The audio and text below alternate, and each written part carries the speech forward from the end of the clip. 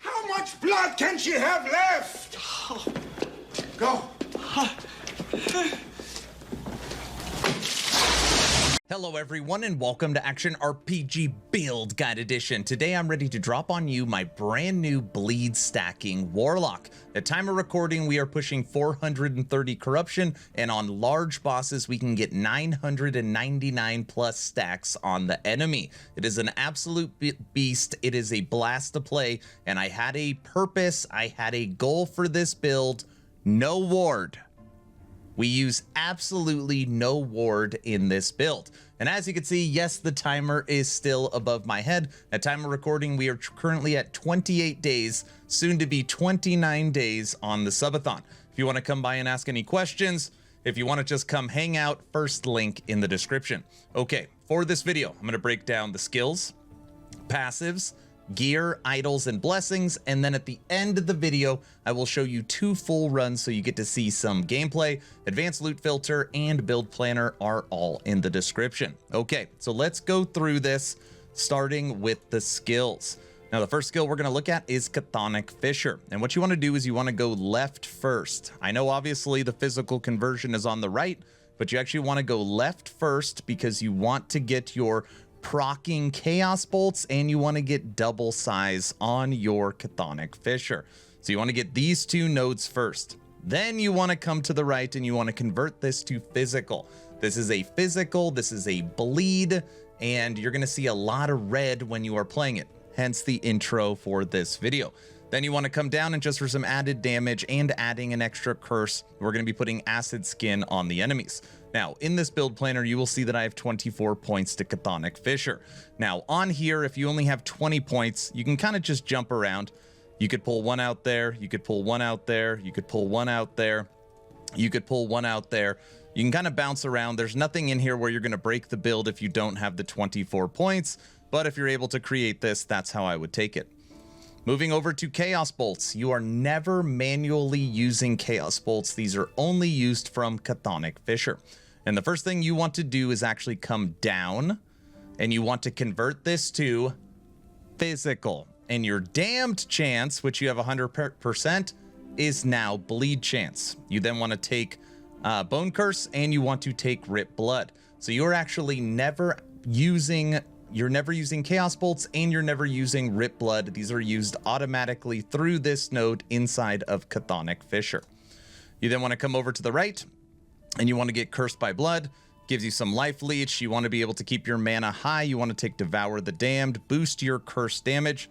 Come up here, get multiplicative damage. Come over here and get dot per missing life. This is a damage over time, and we're actually going to be double converting this to fire or to cold as well, because your cold resistance is going to give you physical damage over time. It's going to take care of your chill chance and double damage. You get a lot of damage out of Chaos Bolts and you never have to use it. So come down and to the right and then come up and to the left. Moving over to Rip Blood. You're never going to use it. It's going to get procced from your Chaos Bolts. The first thing you want to do is you want to come to the left and you want to get your blood orbs. This is what's going to keep you alive. This is why you don't need ward. We are pushing over 400 corruption and not using ward because Rip Blood is healing us so often. So you want to come up into the left first. You want to take your bleed chance, another 100%, and then you want to come out down and put 5 into splatter and 1 into serrate, which is going to give you 2 different procs or 2 different bleed stacks. And then these last 2 points here, they're honestly not needed. There's just nowhere else to put them. Moving over to Profane Veil. Now in the video, I begin my gameplay portion showing you how this works at the beginning and the end. So you're going to see this when you watch the gameplay portions. What you want to do is come left first, and you want 4 into Discourage, 5 into Scorn, and 5 into Stream of Profanity. Directly casting a curse skill reduces Profane Veil's remaining cooldown, which means you're going to be able to get this cooldown down quick. So you're going to be in Profane Veil all the time. Again, you're basically unkillable when you're in Profane Veil, which is great because we're not using ward. So you're going to be generating and getting tons of leech, and you're going to be practically unkillable when you're in Profane Veil, which will be all the time. Put 1 point into Spirit Plate. Come down here, convert this to physical. Grab Bone Curse again. You want double your orbs. You want cleanse, and then we're going to put another curse on the enemy, which is penance. So they're going to have torment on them. They're going to have penance on them. They're going to have bone curse on them. They're going to have anguish on them, and they are going to have acid skin. At bare minimum, 5 curses on the enemy.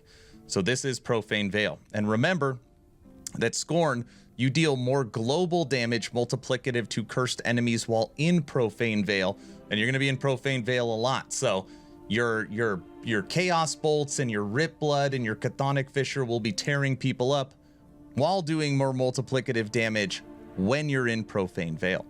Last but not least, Spirit Plague. Now, Spirit Plague is a curse.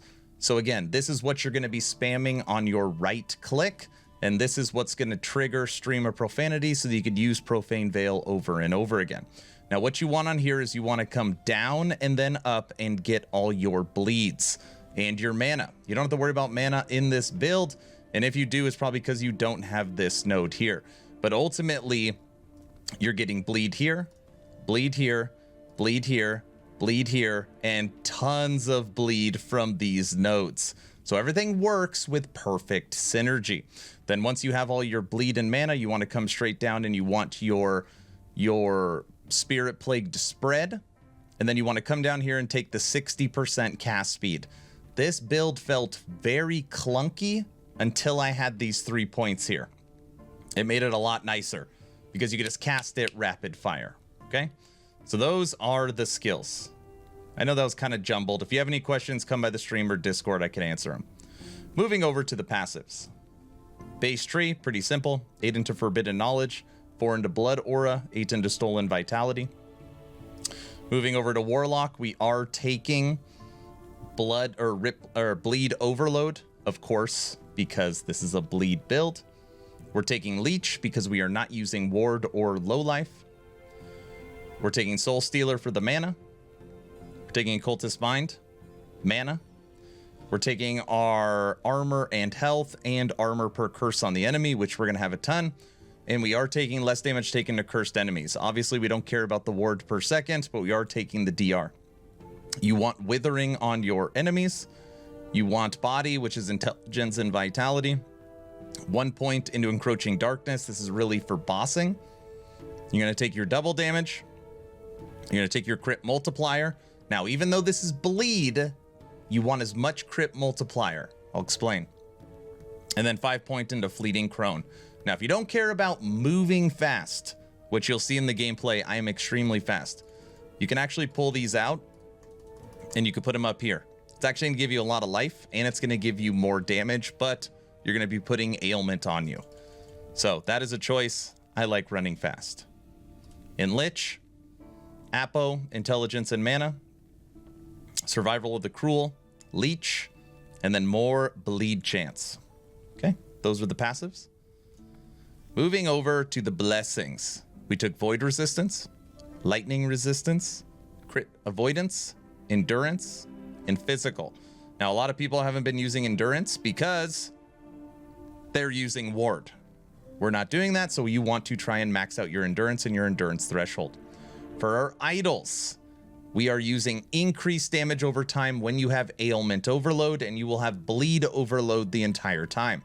Now, if you don't want to use 4 of these idols, you can just stack life idols. It'll literally give you an extra 1,500 life. So if you want just straight life, you can do that. If you want a mixture of life and damage, you can go for these idols. That is your choice. Moving over to gear, you will see on here that I have 5 different legendaries, and I will go through them. We are using a shield, Flayer's Pride. This helps keep you alive, and it gives you physical penetration with your bleed. It also gives you intelligence. It just works perfectly with this build, and literally you can find them with 2 or 3 LP potential or legendary potential for cheap because nobody uses this shield. It works really good. Trust me on it. Belt, we're using Thorn Slinger. This is going to give us added physical skill or an extra point, and it's going to give us more bleed, and you're going to run faster. Again, you can find these with 2 and 3 legendary potential easily. For our boots, we're using Blood of the Exile. This is going to be more physical ailment damage to moving enemies, and it's going to boost your bleed duration. We are using Chalice. This is going to give you physical damage over time, leached as health, bleed duration, and chance to bleed on hit. This is where your life, you're going to think you're going to die, endurance is going to save you, and then you're going to pop back up. You have so much leech on this. As long as you are hitting an enemy, and of course, Chthonic Fissure is going to be hitting enemies every second, you won't die, and you'll be in Profane Veil. And the last one is Salt of the Wound. Now, Salt of the Wound gives you damage over time. It gives you resistances, but it does this. Added critical strike multiplier is converted to physical penetration for bleed. So that's why crit multiplier does actually boost your bleed as long as you are using Salt of the Wound. So those are the uniques we're using for this build. For the helmet, we're just taking Spirit Plague and bleed on hit. You could also take bleed duration and double life. Amulet, damage over time, crit multiplier, double life. Armor, Chthonic Fissure, chance to bleed, or bleed duration with double life. Wand, we're using damage over time with crit multiplier. We also have Ignite and physical penetration. Why do you want Ignite? Well, you can't get bleed. And in here, your global bleed will actually be, or your global Ignite will be transferred over to bleed because of Chthonic Fissure. And then your rings. Mana regen, damage over time. Mana regen, damage over time. So that's the gear, idols, blessings, passives, and the skills. This build took me a lot of time. It took me a lot of time to get right. People have been asking me about a bleed lock from the very beginning. There's a lot of prominent builds out there, not that I have looked at them, and I'm gonna bet that most of them use ward. This one does not. I want to know your thoughts. Let me know in the comment section below. 2 asks at the end of the video. Ask number 1. I'm hoping today is the day I have earned your subscription. I'm hoping today is the day you make the decision to push that little red button. I would really appreciate it, but of course, only if you think I've earned it. If I haven't earned it, I'm going to work harder for you. Ask number 2, check out my Patreon. Thank you to the first 131 people that have signed up. The best way to support is Patreon. If this subathon ever ends, we'll go back to movie nights and game nights, and we've got a lot of stuff planned. Second link in the description for Patreon. I'm done. Enjoy some gameplay for our bleed stacking Warlock.